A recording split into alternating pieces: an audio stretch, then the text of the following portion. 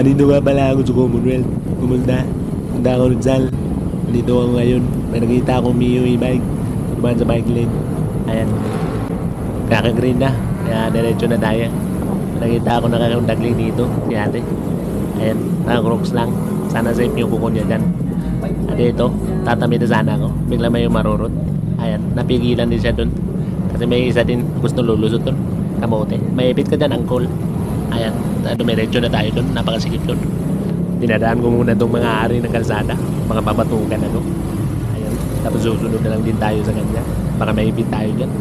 Sumunod na rin tayo dito sa isang rider. Mukhang veterano na to sa lusutan. Kaya maluwag naman dito. Mukhang kasya pa isang kotse. May ipit nga lang. Humindo nga yung sinusundan nating rider kasi naka-red light pa pala. Hindi na kaya niyang ilusot. At di ko na malayan dito pala sa likod ko. Marami din pala nakasunod sa akin. At itong si kuya tingin ng tingin sa motor ko. Hinahanap niya yung tambocho kahit walang makina. At ayan nga nag-green light na kaya go na tayo.